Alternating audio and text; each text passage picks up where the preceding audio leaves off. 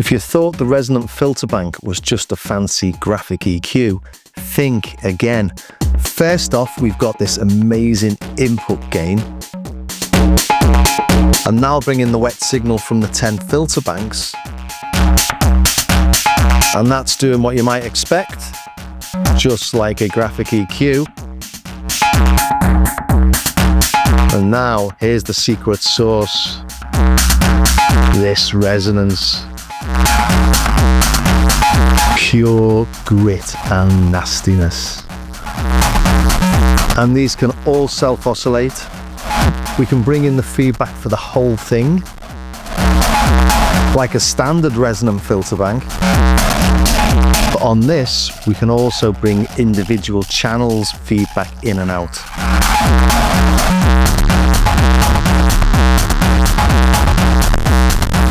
Can't do that on anything else I can think of.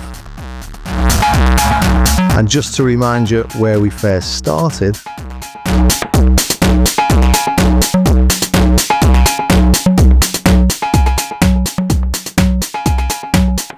like I said, so much more than a graphic EQ. I hope that got your attention, because this is an ingenious little bit of kit, and that's only just a fraction of what it can do. So do stay tuned. But to give you an idea, we've got 4 main modes on this. The first is filter bank. We've got the 10 banks of the filters. We've got left and right offsets as well. So you've really got 20 filters in there. Then we've got a filter itself. We've got a low pass, band pass, high pass and notch, and you can see we've got LFOs. We've got LFOs and envelopes that can modulate pretty much everything. If we come back, we've also got this clock mode, and this is a spectral sequencer where it steps through the different filter bands. So it's not just rhythmic, it's melodic. And then we won't be able to see anything here because I've not got anything in it at the minute, but we've got a dynamic EQ, and then we've got like a spectrograph as well, so that you can see what's happening. And I'll plug something in a second. But yeah, 4 main modes that work in completely different ways. And to add a little balance to that intro track, you don't have to go hard and tough. We can use this like a standard stereo filter. Here it's in bandpass mode, and we can adjust the slope and the width, as well as the cutoff, and we can add a little stereo offset with the spread knob. And I could do this automatically with an LFO, because we can modulate pretty much anything with LFOs and envelopes. And I've set all this up on a macro page to modulate all those parameters, including the amount of LFO on the spread. And I've added an LFO to the cutoff as well. This is the gain, and this is the frequency.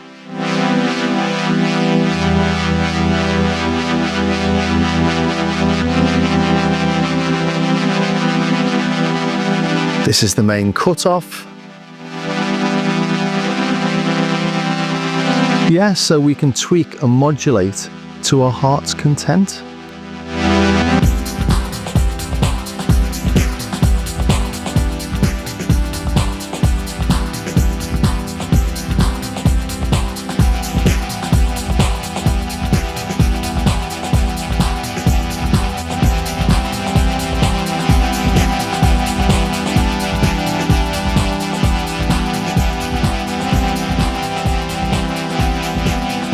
But it really did surprise me. As you heard in that intro track, it can sound absolutely mental. And when you look at it, it looks really quite conservative and functional. It looks like a lighting controller from Radio Shack or Maplin's in the UK from back in the 80s. It just looks very conservative. But looks can fool, obviously. I mean, it looks like a digital controller, but it's got a fully analog signal path, and it's got sensible written all over the aesthetics. But it can be a screaming banshee that would rather tear your face off and do anything remotely civilized. So yeah, a little box full of surprises. And the other surprise I got when I started researching this to put this together was where its inspiration lies. The original idea for the basic functions came from this. It's the Serge Modular from the 70s, which is something that looks much more like this sounds. And that was designed to be a cheaper alternative to the Moogs and the Buchlers of the time. So much cheaper they never even added labels to the modules, which helped it get its experimental reputation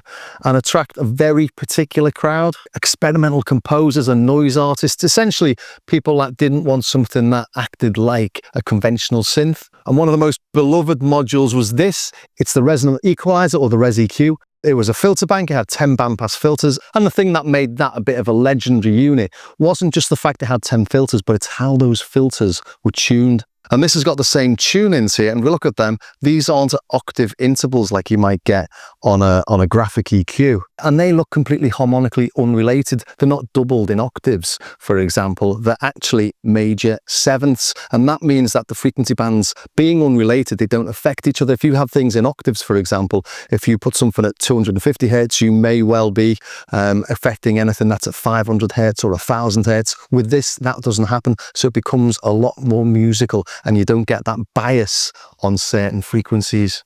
So this, for example, a 411 isn't going to affect the 218 or the 777. And the result of that is that it sounds more like a musical instrument than a standard mixing tool. It's got much more complex harmonics that a graphic EQ just doesn't have. I'll turn the feedback on for each of them and then turn one up. There's your 411. There's your 1.4. There's your 115. But if I add them all together,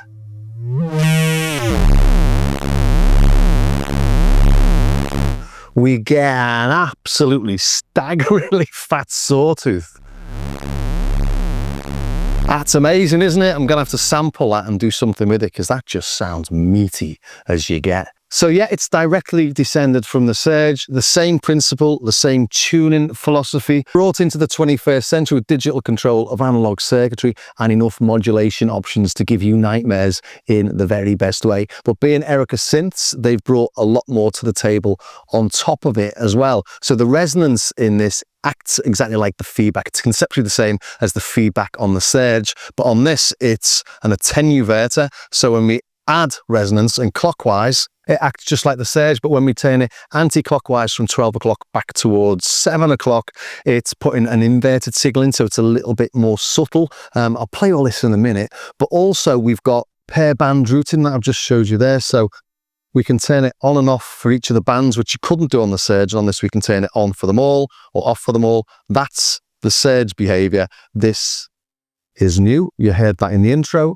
It gives you loads more tones you can get out of it. And also, obviously, we've got all these on and we've got that on, which means we've got dual resonance for each of the channels themselves resonating or feeding back on themselves, and then the whole thing feeding back on itself, which again, the Serge didn't do. And then, of course, we've got the stereo options on this as well. So there's the stereo offsets. We've got a couple of modes of using this as well. If we go into the configuration, let's go to the configuration, come into the system. We've got classic, as you've just seen, and then we've got filter bank channel select. So if we come back into the filter bank, we can decide which of the channels, the left or the right, we're playing or we're manipulating or we're changing on each of the channels. I'll play all this in a second. I just wanted to give you a quick overview of what it does. But of course, this isn't the first resonant filter bank that Erica Synths made. It started as a Eurorack module, the graphic resonant filter bank. This was released in 2024. It's a 20 HP mono module with CV inputs for every band. And this is DivKid's excellent video on it. If you want to hear more sound examples than what I'm going to show here, I'm going to try and do different things than he's done in his. Definitely check out that video as well. So if you've seen the Eurorack version, you like it, but you don't want Eurorack or you want stereo or a desktop version, this is the one to get. I'll just run you through the front panel really quickly. On the top left, we've got the input gain, and this has got 24 dB of gain. So you can just plug a guitar straight into it, or you can make things sound really nice, fat and saturated, like again in the intro track. Then we've got the resonance. We've already seen that. We've got positive or inverted. We've got a data encoder over here. So if we go into one of the LFO mods, for example, so we select and we click. So we go through the different parameters there. We've got a shift over here, so shift turns these on and off. So there's a few shift functions in here as well. But just to show you again, if I select slope, we've got 1, 2, 3, 4, 5, 6, 7, 8, 9 modulation options there. If we come to the filter bank, come into the LFO mod, on this we've got more than 9. If we come back again, if we come into the clock modulation, so that's the clock mod that we saw earlier. If we come into that and we look at the LFO modulation options on there, we've got another different set of destinations. Yeah, so we've got the stereo spread here. So we come back and we've seen this working as well. So if we go into the filter bank again, depends on which mode you're in. I'll just put it back into the standard mode, so I'm not confusing myself too much. So configuration, okay, classic mode, back into the filter bank, and then there we go. And we can modulate all this in those LFOs. So dry wet mix, volume, we've seen the back button. So yeah, these do different things depending in which mode you're in. So they select the main mode. We've got to come back to this menu to get back to any of the other menus. And then we've got macros. So macros we can set. So let me just show you quickly how you do that. So come to the macros, select that, and then we can select any of the parameters to modulate with that. So let's maybe come back into that one again, look at the LFO. So we could look at all the different LFO options and then modulate them with that slider. And back again. Envelope mod and LFO mod, we've just sort of seen. So come back. So envelope mod, again, just like the LFO mod. That's more of an audio rate envelope follower than a standard simple trigger. Here's another really unique and quite cool feature in this. If we press play and load, we go to the load menu, we've got 128 snapshots we can save in there. But if we go shift and play, then we open this pool menu. So let's create a new pool, give it a random name, casual floor, okay, save that. Let's go to casual floor, and now we can load in snapshots into that. So let's load the first 8. And what we'll do is we'll move into a mode where it automatically morphs between them. So done. So now we're morphing between each of those. If we press play, see at the top here, the name's changing. Let's just make it a bit faster, shall we? Change the scale. So there we go, it's changing every 2 beats.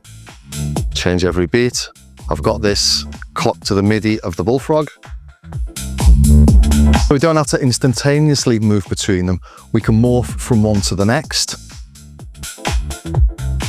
That can go up to 4 seconds. We can go forward, backward, ping pong, or randomly through them. Really nice, unique feature. So if you set up your snapshots for a particular case, you can make sure that you've got everything rigidly moving from one thing to the next perfectly in time.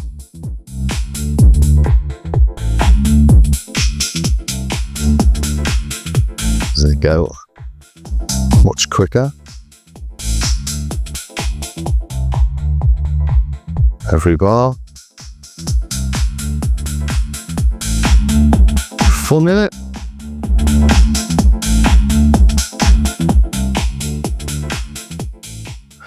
And we come back to save something, just hold that for 2 seconds. And then you can name it, you can overwrite, or you can discard, or you can give it a random name, but let's just discard for now. I think I've mentioned everything except for the spectrogram. Let's take a look at that. We can look at the inputs, so they don't change no matter what we do to the signal, or we can look at the outputs, and obviously that's now changing. We've also got peak bars in there as well. We can change the time on those. Up to 80 milliseconds. Let's make them a bit snappier. So it's quite fun. Looks really quite cool, doesn't it? And the mode the sliders are in depends on which mode you're in already. So we're in filter bank mode at the minute. From there, we're in filter bank mode. So these are doing the filter bank thing. Let's now take a look at those 4 main modes.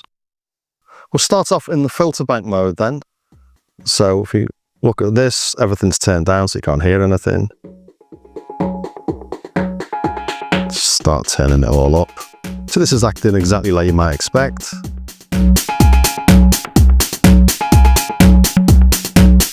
So we can modulate that. Let's add some resonance again. Or that input gain. I love that tone. Shift, and then we've got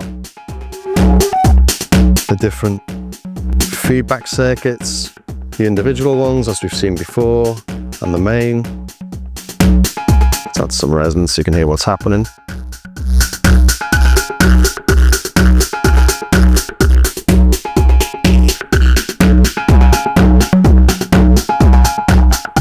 So, an awful lot of different variations you can get in a tone. That's lovely, that, isn't it?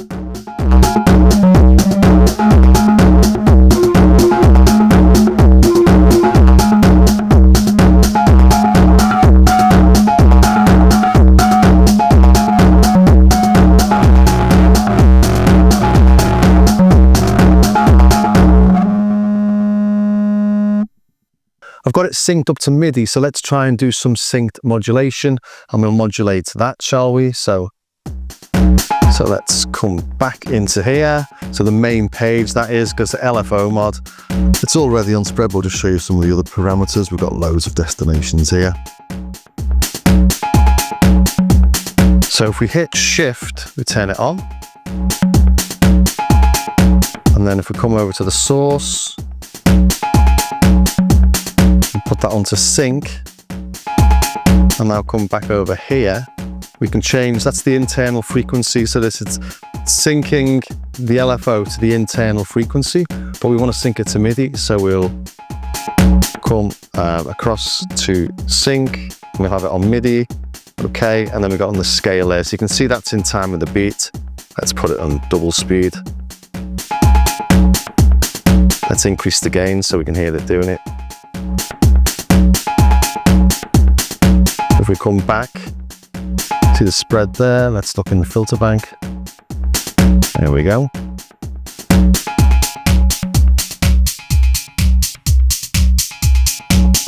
Let's slow that down and make it a bit more obvious. So back, LFO.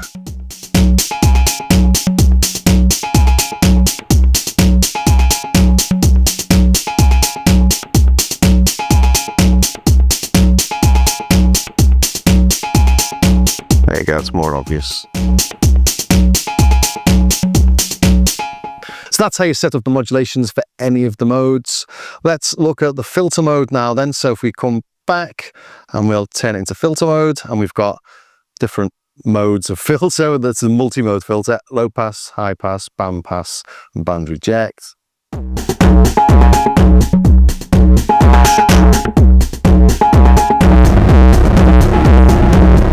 Again, you're getting that dirt from that resonance. Let's turn it down for a second though. So the slope goes up to 90 dB.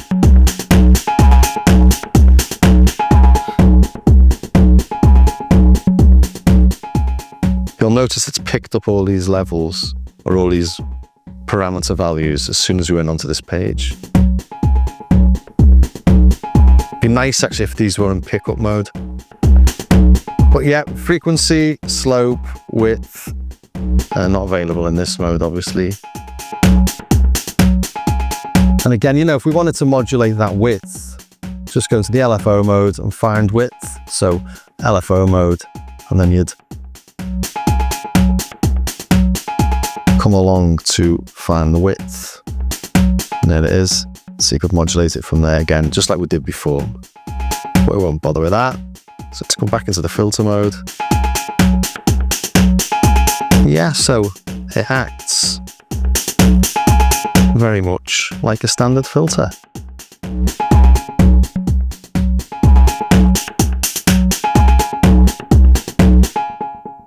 And although it's acting like a standard filter, it's not actually a standard filter because it is manipulating those 10 bands. So it's not like a single filter. So it has got its own character. If we play something again, we can take out different bands. We'll take out the high ones. Bring the low ones back in. Let's put it back onto a low pass. Drop the low ones, so they're now muted.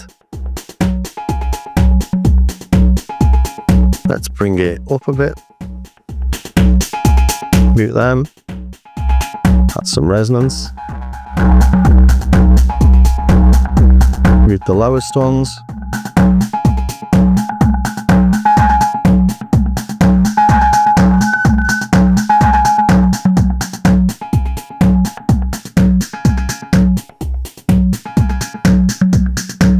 Just nice variations and little tricks you can't do with standard filter. So yeah, it's got its own thing going on. Next up then, we've got clocked modulation mode. And this, as I said earlier, is a spectral sequencer. So we're moving through the frequency bands there. Let's just slow it down.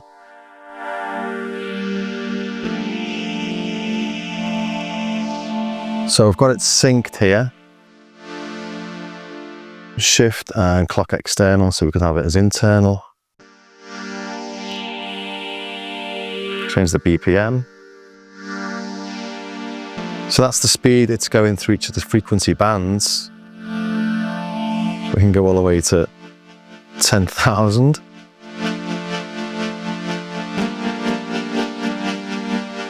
Let's change the offset a bit. So the offset's the volume of the whole thing, really. And the gain is the size of that envelope, or that LFO. So let's put it again, let's clock it to external. So it's clocked to the LXR, although we can't hear the LXR. So yeah, we've got different wave shapes.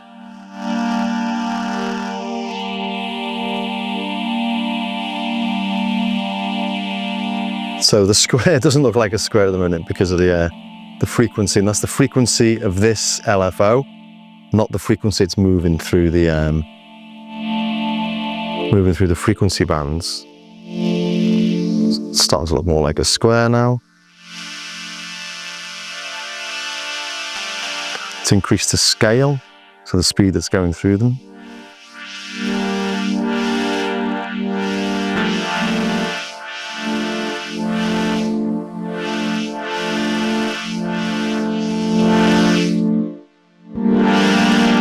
Took the inverse back on, it's quite nice that.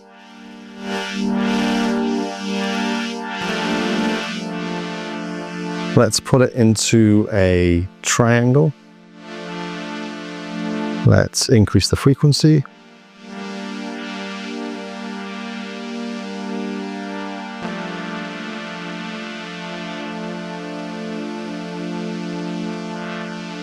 Oh, I'm changing the direction there.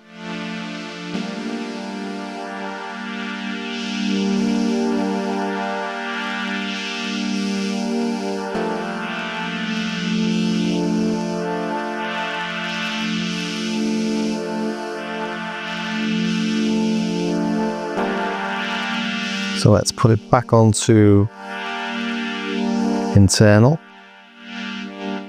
so we can go faster.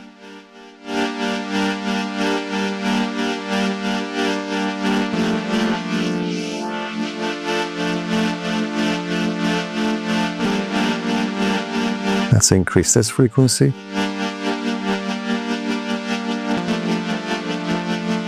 Let's just reduce the gain. Just trying to give you some different examples of how it might work. Let's put some of these in.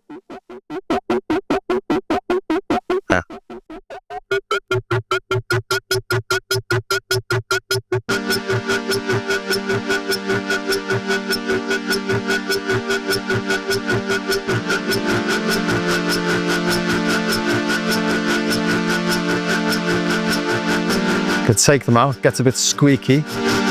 Take those out. Let's reduce that frequency again and reduce the BPM.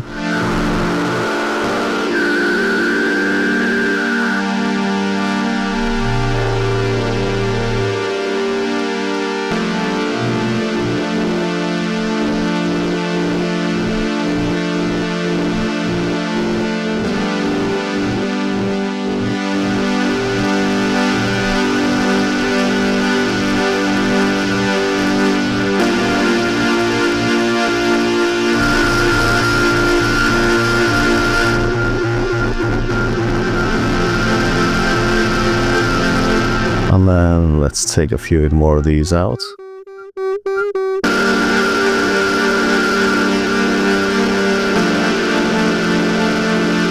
Just trying to give you a feel for the different vibes you can get from it. There you go, you can hear that resonance now.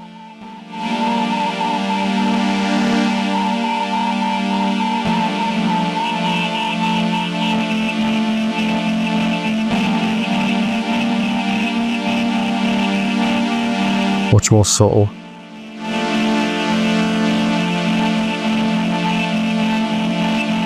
But yeah, hopefully that's given you a good idea of what, oops, that's why you might want to take them out.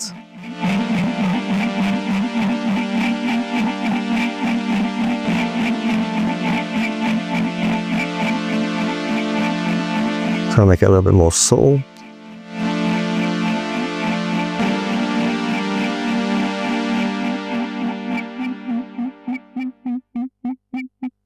I'm just trying to give you a feel really of the types of tones you can get from that. So gentle ones to tougher ones. Again, if you watch DivKid's video, for example, he's got a pulse, I think, going through that, and it just sounds really meaty and nasty on the pulse, gives some really dirty bass lines. Don't want to repeat that here, hence using a pad.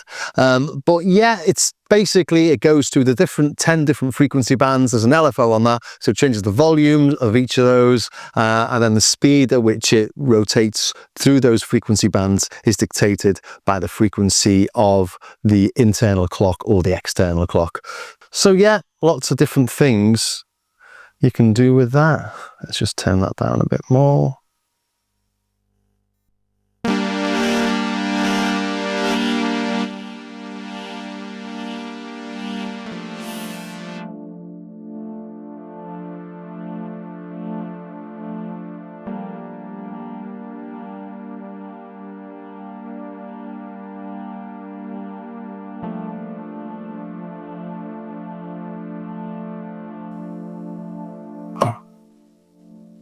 Nice and soft and gentle.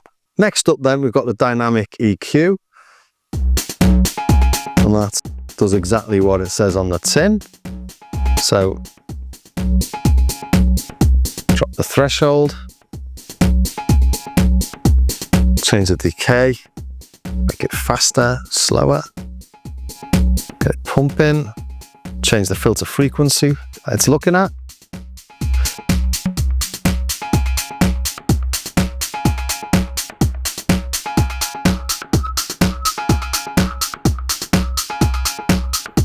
Take bands in and out again.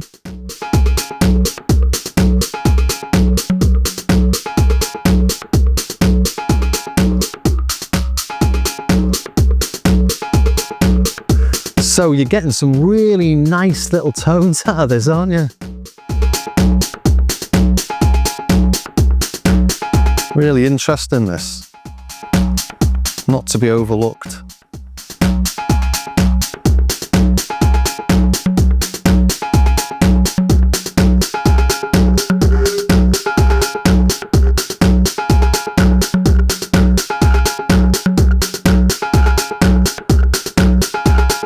Delay it a little bit.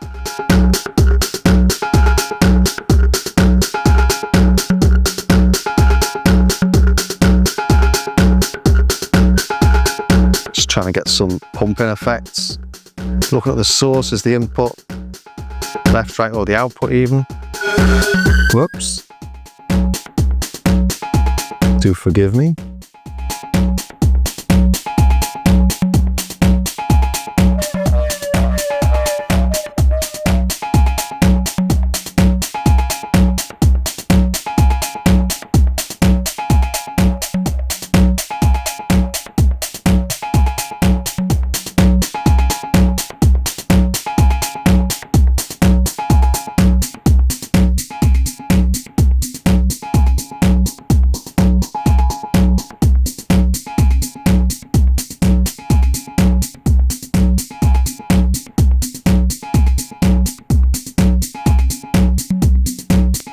And again, we could set up modulations for that just like we can in all the other modes. All these things here can be modulated. If I do go back just to show you LFO mode, we've got threshold, decay, attack. all the things that you've got on the menu. Threshold, decay, attack, delay, etc. So I think I'm nearly at the end. I think I've shown you pretty much everything. Let's just run through those 4 main modes again and have a little play.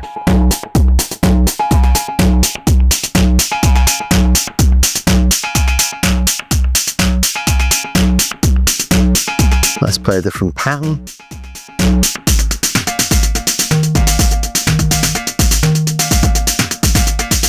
Go back into that dynamic EQ, shall we? Really like this one, because I'm not quite sure what's ever going to happen with it.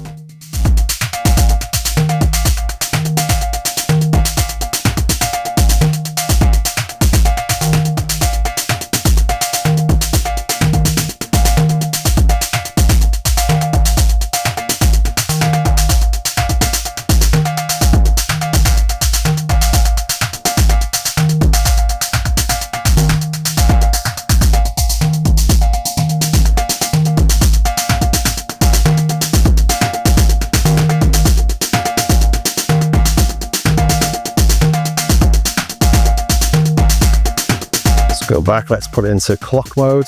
Just have a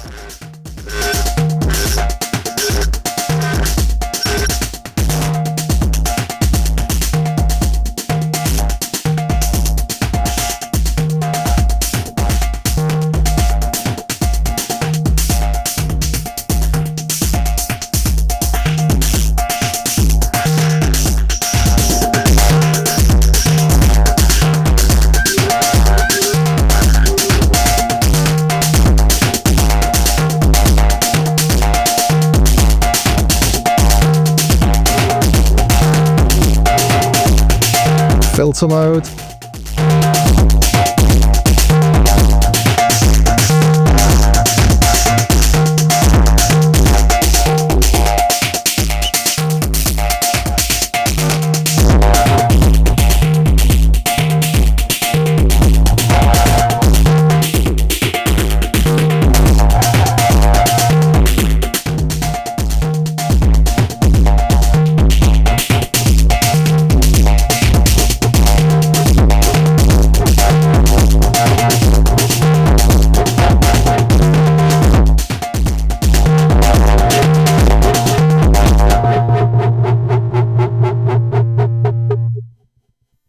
Hopefully that's given you a really nice overview of what that can do. It's an experimental playground for all sorts of things. It's much, much deeper than I anticipated. And if you think about, you've taken the sort of Serge ReseQ and you've done that with it, you've turned it into stereo, you've got digital control, you can save the patches, and you've got all those different modes in there as well. A fantastic idea. The only thing that was bugging me a little bit in it is that when you jump back into the filter mode, it picks up all the positions immediately. So if you are playing live, you really have to rely on the macro mode instead of jumping from mode to mode. But the macro mode's a little bit buggy at the minute, so hopefully they can sort that out. It just, as I'm saving stuff, sometimes it doesn't save properly and it will save it as the wrong parameter. But try it a few times and it eventually works. But that's the only sort of minor complaint on this at the minute. It's not really a complaint, but hopefully in a firmware update they can sort that. So yes, I hope you found that useful. I hope that was of some use to somebody somewhere. If it was, please do subscribe, ring the bell, join me over on Patreon. I've got patches, samples, tutorials and all sorts of other little goodies. And do check out my starskycarr.com website as well. Again, there's patches, there's samples. I've got an Udemy course, you could even look at that. I never mentioned that for some reason. Anyway, pick up some of the cheap bits if you can. It really does help to support the channel. Thanks for staying to the very end and I'll see you next time.